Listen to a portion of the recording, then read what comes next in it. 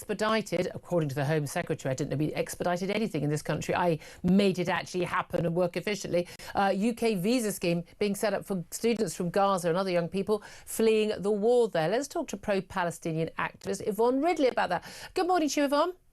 Morning, Julia. Thank you for joining us. I'm going to take a deep breath before this. I'm not entirely sure that we want to have a bunch of people, whether they're studying for a master's degree or not, coming from Gaza to come and study in this country. If we're going to be getting people out of Gaza, a war-torn region, state, whatever you like to call it right now, should they be the priority?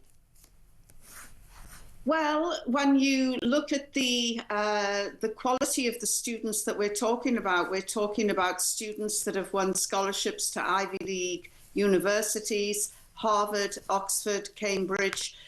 These are incredibly bright, gifted, talented people, and anywhere else in the world that they would be welcomed with open arms. But unfortunately, because it's Gaza, and they're not white, and they're not white. That's why there is sadly this. Isn't it a concern that we're talking about people living in an area where they have been subjected to the most extraordinary propaganda from Hamas terrorists, and people are understandably wary about people coming from that region and possibly staying and then bringing their families along, and people are saying, I'm not sure we want these people here. I mean, Egypt don't want them. Jordan don't want any more of them. The Saudis don't want them. The Qataris only want the very rich ones, the billionaire leaders of Hamas, the Palestinians, those ones. They don't want ordinary Palestinians. Why did those countries not want them? Well, I don't know. You'd have to ask them. Well, we know why they don't want them, don't we? We should welcome these students because across the whole, out of the whole of the Middle East, the most brightest, intelligent students actually come from Palestine. What a ridiculous statement to make. How do you know that? And anyway, how are they able to study so well, given they've been living in a starving occupation and in an open prison for the last 20 years, we've been told by people like you? They see education as an act of resistance. Brilliant. And that's why some of the most brightest intelligence minds in the Middle East come from Gaza. So being subjugated by the Israeli state makes you brighter? On education. So no, you said it makes them brighter. You said they're brighter because they're resisting, or they're resisting presumably the Israeli state. So are they brighter because of the Israeli state subjugating them? No, not at all. The Israeli state has contributed nothing positive towards the occupation of Gaza. They've been providing electricity, clean water, aid. They've done lots over the years. Well, I said to you last time, Julia, aid was not getting in, and I was right. No, over the last 20 years since they left. They've been occupied by Hamas. They've been in charge of Gaza, not Israelis. It's not occupied by Hamas. It's occupied by Israel. And Israeli troops left in the mid-2000s. Hamas have been in charge. Elected in the mid-2000s, not elected in the last 20 years, but democratically elected in 2000. And for a 20-year term, it would appear. Yes. Well, do you consider that the legitimate government of Gaza? Very hard to hold an election during a war. There wasn't a war for 20 years. There wasn't a war on October the 6th. Sorry? There wasn't a war on October the 6th, 2023. There was a brutal occupation. Don't you read your history? No, there wasn't an occupation. The Israelis left in 2005. There was an election in 2006. They occupied the land, the sea. No, they didn't. No, there were no Israeli forces in Gaza. Cannot move around freely, even when Israel wasn't physically there. They were still occupying it. So Israel is able to be both there and not there. They're Schrodinger's state, aren't they? If you had visited Gaza during the Hamas rule, you would see that it is occupied by the air. There is an airport there which has been bombed to hell, and you can't fly into Gaza. There is a port, a seaport there, which has been there for years, and you can't sail. And why did the Israelis make that access so difficult? Any thoughts on that?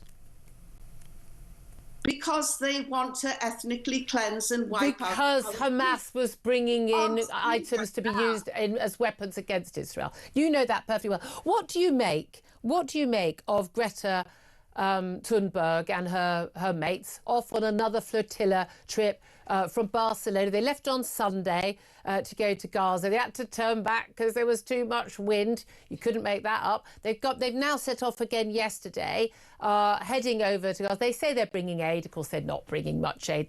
There's more food on there for them than there is aid they're actually going to take. They hope to actually get to Gaza this time. The Israelis have said, if you try and get into our waters or even the waters around Gaza, we will arrest you. And this time, you're going to go to some prisons that you may not want to stay in. You won't be quickly deported. Is that legitimate? Is that justifiable? Well, in a few hours' time, I will be flying from Manchester to Tunisia, and I am joining the flotilla. Mm-hmm. And furthermore, Italian dock workers have said, if Israel touches one boat in this flotilla, which is going to have hundreds of boats, by the way, if Israel touches one, they will shut down all of Europe. This is called solidarity, international community coming together for the people of Palestine. Israel is going to get so spanked, which is why it's accelerating its genocidal behaviour. I mean, genocide. We haven't got time for all of that nonsense. Do you think that the Israelis should let Greta and her mates arrive in Gaza and maybe leave them in Gaza? Well, I will be on that flotilla, and if I'm left in Gaza, I won't be afraid, other than for the Israelis. What will be interesting is I'll be the first Western journalist allowed into Gaza. No Western journalists have been into Gaza. They've been embedded with the IDF, same as any other war zone. Well, we've seen the embedded IDF. They're not allowed to talk to the Palestinians. They're not allowed to film. Well, I know people like Andrew Fox who've been in, and they've been in with the Gaza Humanitarian Foundation, and they've spoken to local people. I know a number of people who've been in who've been able to do that. So that's simply not true. The Humanitarian Foundation, which doesn't photograph any of its aid workers, doesn't photograph any of the recipients of the aid workers, and is being assisted in security by ISIS recruits, recruited by ex-convict Yasser al-Habab, who comes from a very large family in Rafah. Well, you either want people to get aid or you don't want people to get aid. It seems to me that most people on your side of the debate would rather there wasn't any aid going in, because it gives you a bit more of a cause. Look, we'll have to do this again. What day are you actually flying out to join this flotilla? More than 1,000 people have died. No, I've only got about... trying to collect aid. Yep. That is not how you deliver aid. Oh, yeah, OK. Yvonne, when are you leaving to go and get on this flotilla?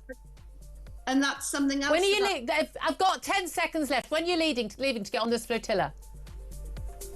I am leaving to go on the flotilla. I'll be on the... OK. I'm not going to get an answer in time. We're going to get sort of... Tell my producers so we can actually... we'll talk to you again before and get a bit more detail, and we'll just have someone to do the fact-checking.